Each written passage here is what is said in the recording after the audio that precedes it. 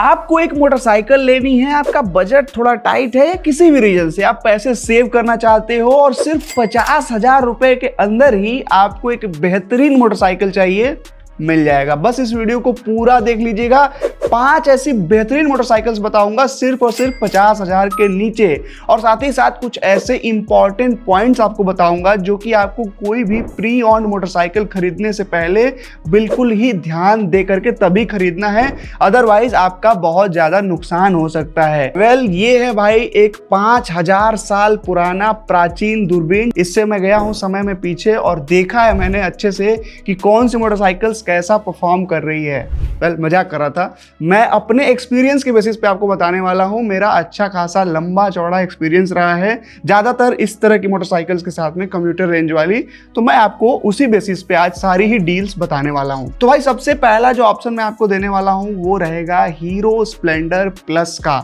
जी हाँ, यहाँ पे आपको स्प्लेंडर प्लस अगर 50,000 रुपए के भीतर मिल जाती है, और मिल जाएगी, तो आपको डेफिनेटली जा करके वो मोटरसाइकिल खरीद लेना है। लेकिन इसको या फिर आने वाली किसी भी मोटरसाइकिल को खरीदने से पहले आपको ध्यान ये रखना है कि मोटरसाइकिल की एज 5 साल से ज्यादा पुरानी ना हो, ताकि आप कम से कम 10 साल तक तो उसको अच्छे से यूज कर पाएं। क्योंकि एनसीआर में किसी भी व्हीकल की लाइफ 15 साल लिमिटेड है, और हो सकता है कि आने वाले भविष्य में हर जगह पे पूरे कंट्री वाइड ये रूल लग जाए। तो अगर आप लॉन्ग टर्म प्लानिंग के साथ में लेना चाहते हैं तो ये आप मेक श्योर करें। और ज्यादा यूज की हुई ज्यादा पुरानी प्रोडक्ट लेनी भी नहीं चाहिए। 5 साल एक डिसेंट अमाउंट है, उसमें आप जा करके आप परचेज कर सकते हैं उतनी पुरानी बाइक को। और दूसरी चीज जो आपको ध्यान देनी है ना, वो ये है कि जो किलोमीटर रनिंग काउंट है किसी भी मोटरसाइकिल का, वो पर ईयर 1000 किलोमीटर से ज्यादा ना हो। और इसको अच्छे से चेक कराने के लिए आप बाइक का सर्विस हिस्ट्री जाकर के ट्रैक करवा सकते हैं।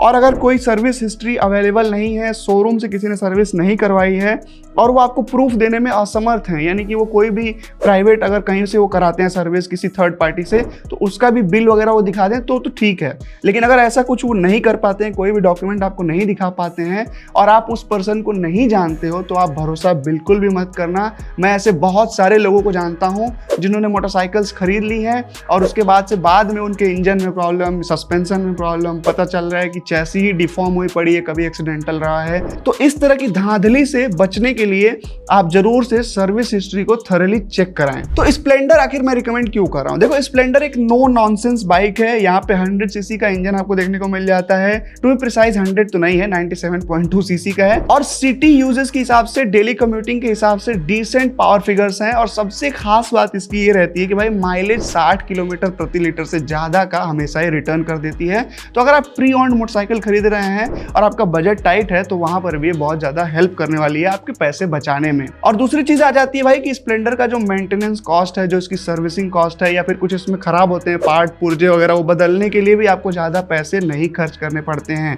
और इंडिया के किसी भी कोने में आप चले जाएंगे इस बाइक को लेकर के, तो वहां पे इसकी सर्विस आपको मिल जाएगी, इसके स्पेयर्स इजीली मिल जाएंगे सस्ते दामों पे।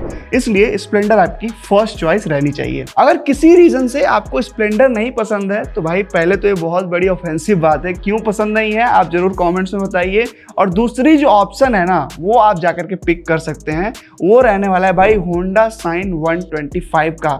यहाँ पे 125 सीसी का एक मक्खन जापानी इंजन देखने को मिल जाता है भाई, जो कि बहुत ही प्यारा आवाज करता है और उससे भी स्मूथ इसकी पावर डिलीवरी वगैरह है। चलाने में इसको बहुत ज्यादा मजा आ जाता है। और साथ ही साथ बेहतरीन माइलेज ये भी डिलीवर करता है। और बाइक को सिटी वगैरह में राइड करने में, मैन्यूवर करने में बहुत ज्यादा मजा आता है। बिल्कुल ही लाइट और फ्लिकेबल मोटरसाइकिल ये रहती है। इसके अलावा स्प्लेंडर से अलग जो बेहतरीन चीज यहाँ पे आपको मिलने वाली है, वो है भाई पावर में थोड़ा सा आपको बम्प मिल जाएगा, टॉर्क में थोड़ा सा बम्प मिल जाएगा। उसके बाद जो इसकी सीट वगैरह की कुशनिंग है ना, सीट थोड़ी वाइड है स्प्लेंडर के कंपैरिजन में, और कुशनिंग भी बढ़िया है।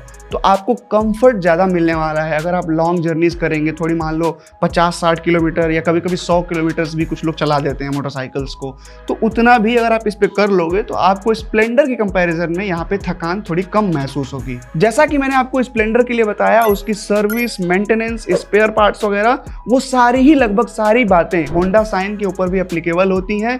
कंट्री वाइड कहीं भी इसके स्पेयर्स वगैरह मिल जाएंगे, इजीली सर्विस हो जाएगी।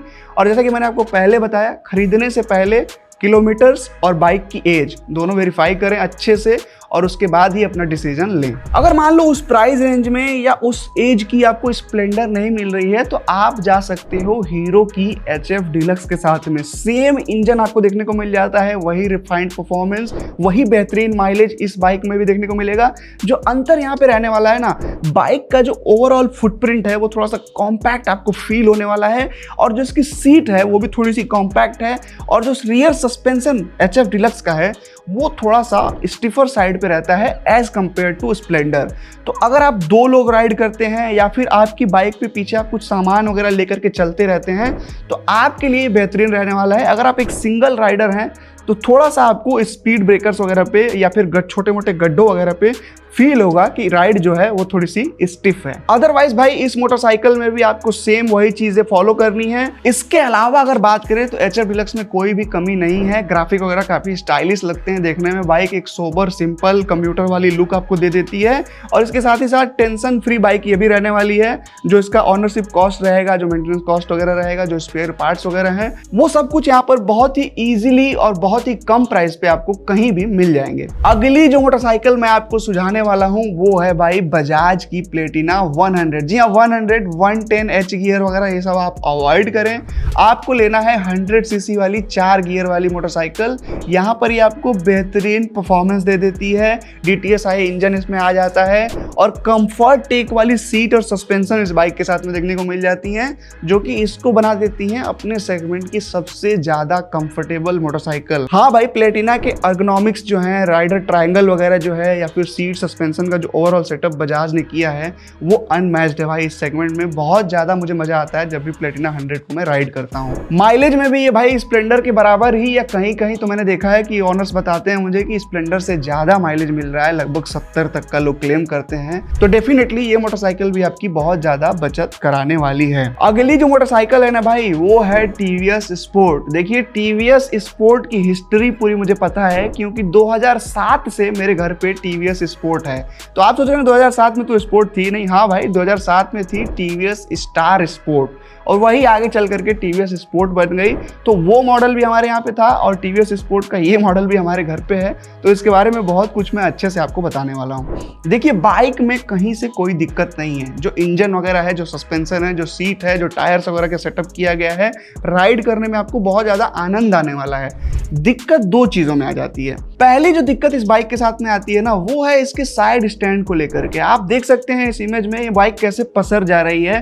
तो ये जो प्रॉब्लम है ये TVS स्पोर्ट के जितने भी नए वाले मॉडल्स हैं ना, ये सबके साथ मैंने देखा है। मैंने खुद ही पर्सनली कई बार TVS के सर्विस सेंटर पे और TVS को वीडियो बना बना के भी फीडबैक दे दिया है, लेकिन ये लोग अभी उसमें सुधार नहीं कर पा रहे हैं, एक चीज़। और दूसरी चीज़ ये कि इस बाइक में अगर आपको कुछ फॉल्ट आता है, या फिर TVS के ज़्यादातर प्रोडक्ट्स में मैंने देखा है, लोग ऑनलाइन भी बताते हैं और ऑफलाइन भी मैंने बहुत से लोगों से पूछा है, तो ये होता है कि जब सर्विस सेंटर पे आप जाते हैं, कुछ आप अपनी प्रॉब्लम बताते हैं, तो वो लोग जल्दी उसको सॉल्व नहीं कर पाते हैं, और उसके लिए कुछ बहाने बना देंगे या फिर कुछ जुगाड़ उगाड़ करके आपको दे देंगे कि भाई ले जाओ सही हो गया। फिर 4 दिन बाद आपको सेम समस्या का सामना करना पड़ जाता है। ऐसा मेरे साथ पर्सनली भी हुआ है, इसलिए मैं आपको बता पा रहा हूँ। तो हमने इसका जुगाड़ निकाला। जुगाड़ ये निकाला कि हमारे एक लोकल बहुत ही बेहतरीन मैकेनिक थे, उनके यहाँ सर्विस करवाने लग गए। तब से सारी प्रॉब्लम्स उस बाइक की खत्म हो गई। और जो सबसे खास बात है जिसके लिए TVS स्पोर्ट जानी जाती है, वो है उसका बेहतरीन माइलेज। 70 kmpl से कम माइलेज ये बाइक कभी भी नहीं देती है, चाहे आप जैसे भी इसको चला लो। अब ऐसा भी नहीं है कि आप पूरा ही उसका लेकर के कान खींच करके भगाओ तेजी से और वो 70 का, ऐसा नहीं होगा। प्यार से इसको आप 40 से 50-60 किलोमीटर प्रति घंटा की स्पीड पे बेहतरीन सड़कों पर चलाएंगे, जैसे कि कंप्यूटर्स को चलाना चाहिए, तो आपको अच्छा माइलेज ये बाइक दे देगी। स्पेयर पार्ट्स वगैरह अफोर्डेबल है, कोई भी दिक्कत वाली बात वहां भी नहीं है, इजीली मिल भी जाते हैं, उसमें भी कोई दिक्कत नहीं आती है। प्रॉब्लम बस वही है ऑफिशियल सर्विस का और थोड़ा बहुत बिल्ड क्वालिटी का।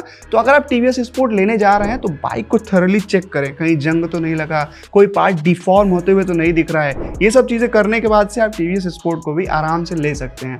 तो बहरहाल 5 बाइक्स यहाँ पे मैंने आपको बता दी। एक बोनस मैं आपको बता देता हूँ, कुछ मेरे भाई हैं, मुझे पता है उनको परफॉर्मेंस वाली बाइक चाहिए होती है।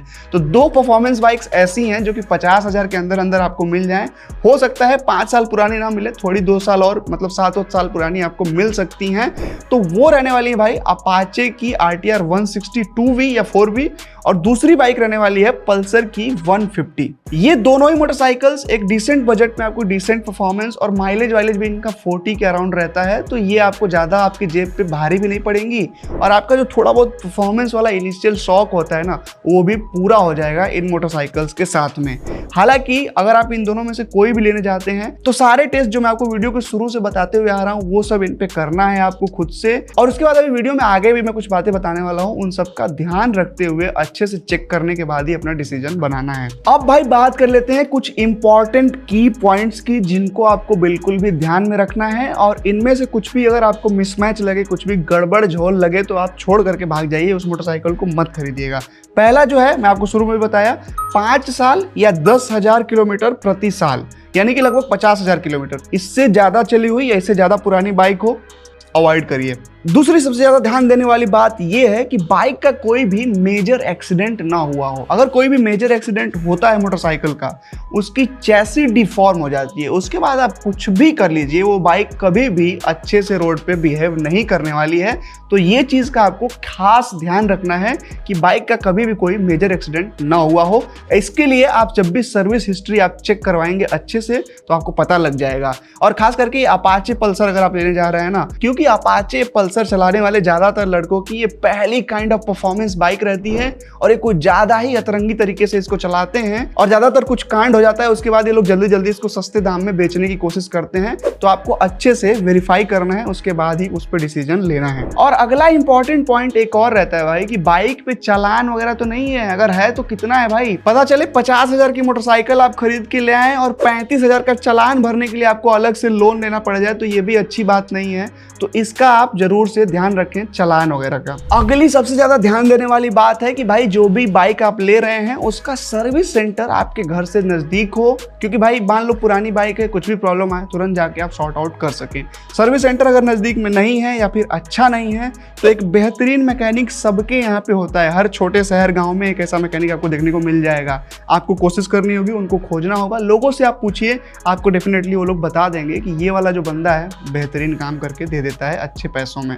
तो आप वहां पर जाइए और उनसे सलाह लीजिए कि भाई ये मॉडल की ये वाली बाइक है, मैं लेना चाहता हूं। तो वो आपको क्लियरली बता देंगे कि ये बाइक आपको लेनी चाहिए या नहीं लेनी चाहिए, इसके प्रोज एंड कॉन्स क्या क्या हैं। और मैं तो कहता हूं ना भाई, उनसे अच्छा बातचीत करिए, उनसे अच्छे व्यवहार बनाइए, और मोटरसाइकिल उनके पास ले आकर के रिव्यू करवा लीजिए कि भाई देखना इसको एक बार आप अच्छे से चेक कर लो, ये इतने प्राइस में इतनी पुरानी है, मैं इसको लेने जा रहा हूं। और अगर वो कुछ पैसे चार्ज करके आपके साथ जा करके ऑन साइट भी उस बाइक को देख करके और आपको फीडबैक दे पाए तो ये भी अच्छी बात होगी।